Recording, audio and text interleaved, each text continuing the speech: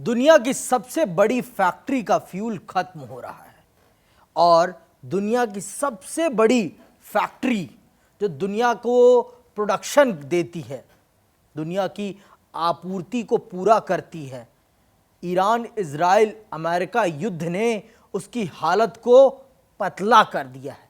ये युद्ध सिर्फ मानव हानि का युद्ध नहीं था या किसी भी एक देश की राजनीतिक ताकत को मिटाने का युद्ध नहीं था। ये युद्ध ऐसा युद्ध था जिसने कई देशों की आर्थिक रीढ़ को तोड़ दिया और उन्हीं में से एक वो देश है जो अपने आप को एक नई सुपर पावर बनने का ख्वाब देखकर आगे बढ़ने का दावा करता है। जी हाँ, मैं बात कर रहा हूं ड्रैगन की, अर्थात चीन की। चीन जो दुनिया को प्रोडक्शन देता है, जो दुनिया की सप्लाई चेन कहा जाता है, और आज वो सप्लाई चेन ठप पड़ने की कगार पर है। ठप पड़ने की कगार पर इसलिए है क्योंकि मशीनों को चलाने के लिए ईंधन नहीं है और ईंधन ना होने के कारण सबसे बड़ी चीज ये हो गई है कि महंगाई बढ़ गई है और महंगाई बढ़ जाने के कारण जो चीन दुनिया में ये दावा करता है कि मेरा माल सबसे सस्ता है, वो सस्ता नहीं रह गया है, जिस कारण से चीन को एक बड़ा आर्थिक नुकसान उठाना पड़ रहा है। और ये आज सबसे बड़ी चीन के लिए एक चुनौती बन गई है। क्योंकि चुनौती इसलिए मैं कह रहा हूं क्योंकि चीन का ख्वाब अमेरिका को पीछे करने का है और ये समझने की हम सबको जरूरत है कि चीन में, अगर आप ये समझिए, जो दुनिया को सबसे ज्यादा दुनिया की सप्लाई चेन बना हुआ है, अगर उस देश में ऐसी परिस्थितियां, ईंधन की समस्या है, तो आप दुनिया के दूसरे देशों की कल्पना कीजिए और मांग भी कम हो गई है। तो चीन को तिहरा नुकसान उठाना पड़ रहा है। पहली बात, मांग नहीं है, दूसरी बात लागत बढ़ गई है और तीसरी बात राजनीतिक साख घट रही है। और ये राजनीतिक साख मैं इसलिए कह रहा हूं क्योंकि ईरान चीन का बहुत करीबी था और चीन ने उस प्रकार से ईरान का साथ नहीं दिया जिस प्रकार से उसे देना चाहिए था। तो इसीलिए मैं कह रहा हूं यहां पर राजनीतिक साख पर भी एक सवाल और एक प्रश्न खड़ा हो गया है कि क्या चीन जिसके पीछे खड़ा है, क्या चीन उसकी वास्तविक तौर पर मदद करता है? ये भी एक प्रश्न है। तो आज वर्ल्ड वॉरियर में चर्चा इन्हीं बातों की कि जो चीन दुनिया की सप्लाई चेन बना बैठा है, क्या वो बना रह पाएगा?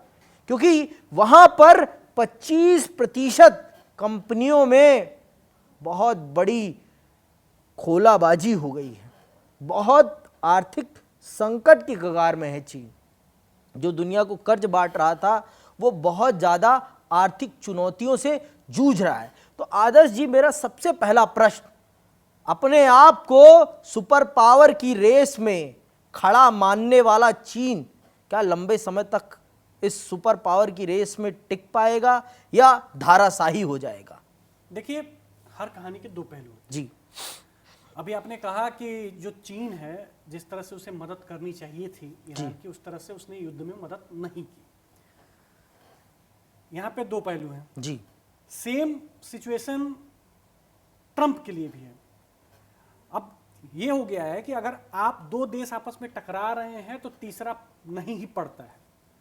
सेम इसी वजह से वो नाटो को जलील किया ट्रंप ने, कायर बोला, कायर तक बोल दिया कि नाटो देश कायर है। उन्होंने ईरान वाले मुद्दे पे हमारा पक्ष नहीं लिया।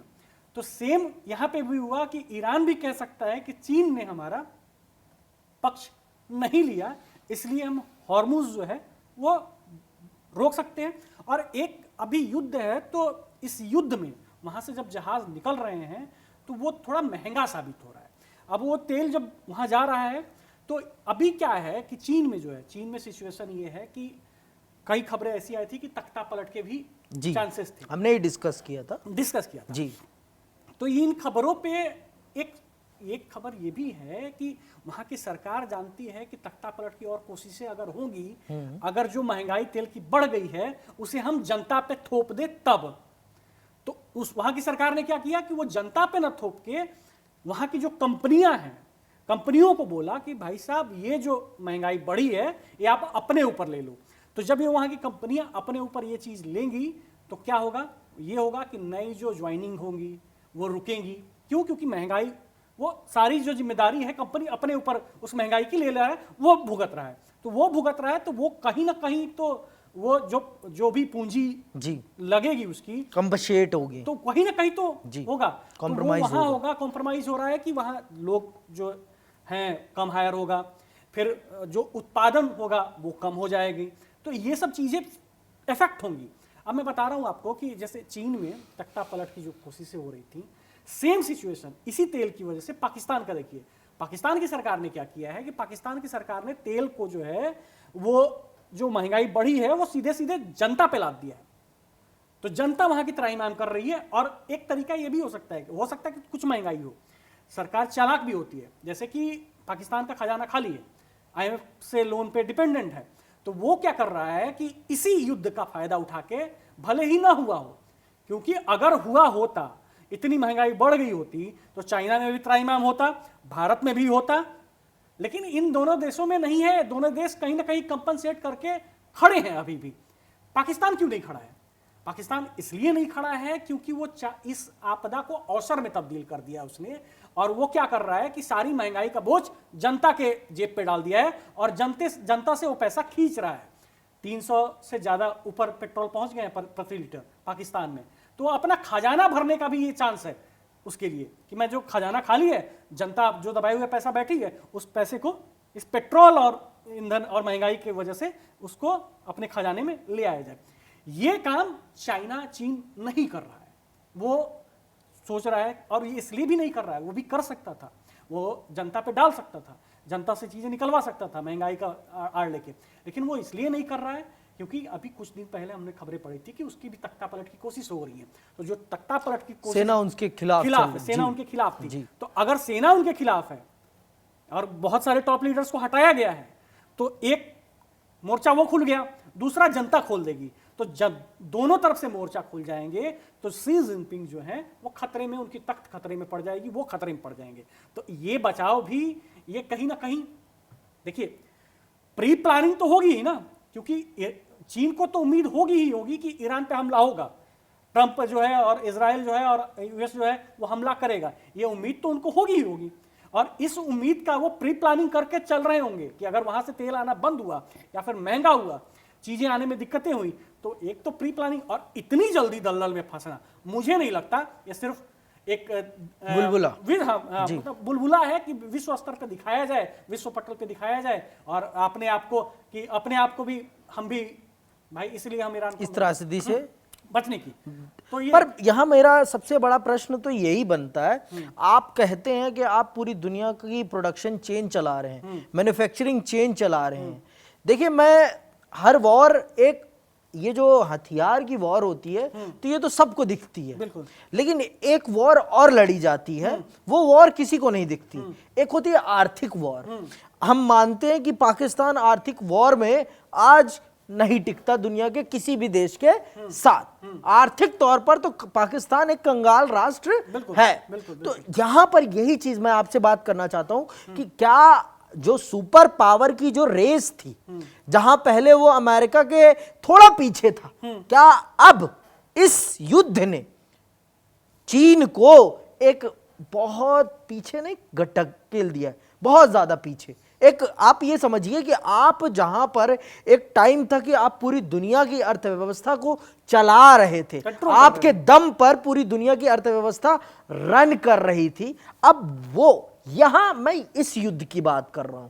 वो युद्ध ठीक है, उस युद्ध से ठीक है, लेकिन इस युद्ध का आप मुझे बताइए। अब मैं बता रहा हूं आपको, इसका भी जवाब है जी। इसका जवाब, अगर ये कमजोर हो गया होता तो जो चीन की करेंसी है जी, उस करेंसी में ईरान डील नहीं कर रहा। देखिए, ईरान का डील करने के पीछे दूसरा कारण है, उसको भी मैं अपने दर्शकों को स्पष्ट कर देता हूं कि ईरान नहीं चाहता कि अब अमेरिका का डॉलर इंटरनेशनल करेंसी बना रहे, क्योंकि अगर इंटरनेशनल करेंसी अमेरिका की बनी रहती तो अमेरिका का आर्थिक डोमिनेंस होता है पूरी दुनिया पर, और यही डोमिनेंस तो तोड़ना चाहता है ईरान। किसके साथ मिलकर? चीन के साथ मिलकर। तो यही सबसे बड़ा सवाल तो यही, आदर्श जी एक मिनट, यही तो डोमिनेंस है। उस डोमिनेंस को ही तो तोड़ने के लिए ईरान उतरा है चीन को। अब यही बात तो हम अपने दर्शकों को समझाना चाहते हैं कि अमेरिका किसी भी हालत में नहीं चाहता कि चीन उसकी जगह ले अंतरराष्ट्रीय अर्थव्यवस्था में, उसकी वो पकड़ जो है उस पकड़ को वो पकड़ पाए। तो इस पर आप क्या कहेंगे? क्या अमेरिका ने वो चाल बखूबी चल दी जिसके लिए उसने इस युद्ध को रचा बसा था? देखिए, अब इसको आप चाल कहिए या फिर कहिए कि चीन पीछे कमजोर पड़ गया। मैं इसको इस तरह से देखता हूं कि अगर चीन कमजोर पड़ा है तो अमेरिका भी कमजोर पड़ा है, क्योंकि जो 31 बिलियन का उधारी था वो बढ़ के 39 हो चुका है। ये आंकड़े आ चुके हैं जी। तो अगर यहां पे प्राइवेट कंपनियों में दिक्कतें आनी शुरू हुई हैं, महंगाई बढ़ रही है, चीन की कमर टूट रही है, चीन दलदल में फंस रहा है, तो अमेरिका भी तो फंस रहा है। अमेरिका जिस तरह से फड़फड़ा रहा है कि युद्ध में वो कह रहा है कि कोई बात करने नहीं ईरान से सामने आ रहा है कि किससे बात किया जाए, किससे, अगर वो नहीं आ रहा है अमेरिका भी तो फड़फड़ा रहा है। यानी कि फड़फड़ाना क्यों है? फड़फड़ा तो आप तभी रहते हो, या तो आप मजबूत हो, तो नहीं फड़फड़ाना चाहिए, या फिर नहीं मजबूत हो तब फड़फड़ा रहे हो कि भाई युद्ध रोकना चाहिए, किसी ना किसी को आना चाहिए। लेकिन आपने किसी को छोड़ा ही नहीं बातचीत करने के लिए ना, कि जो आगे आए, लीडरशिप निभाए और आगे आके ईरान से वो बात कर सके। आप जो भी वहां से आता है उसको ठोक देते हो, तो बात किससे होगी? तो आप समझ रहे हो? तो इसमें सिर्फ ये कहना कि चीन पीछे इस आर्थिक वॉर में पीछे खिसक गया है या फिर डोमिनेंसी कम हो गई है चीन की, ऐसा नहीं है। दोनों की डोमिनेंसी कम हुई है, युद्ध में दोनों को घाटा हुआ है। इसको फाइनेंशियल तौर पे हुआ है, उसको डिफेंस के तौर पे भी, अमेरिका को डिफेंस के तौर पे भी और फाइनेंशियल तौर पे भी हुआ है। तभी तो 31 बिलियन डॉलर का जो आंकड़ा था वो बढ़ के 39 हो जाना, ये अपने आप में बहुत बड़ी बात है।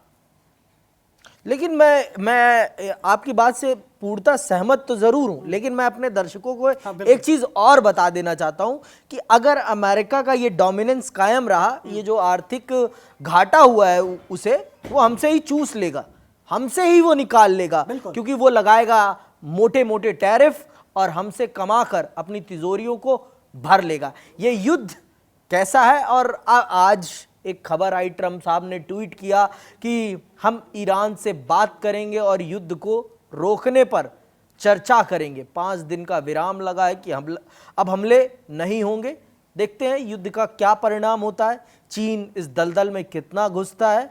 लेकिन हम इतना ज़रूर आपसे कहेंगे कि हम आपको हर उस परत से वाकिफ रूबरू कराने के लिए हमेशा 9 बजे प्रस्तुत होंगे, यहीं पर कड़क पर वर्ल्ड वॉरियर शो के माध्यम से। इसी के साथ मैं विदा लेता हूं। जय हिंद, जय भारत।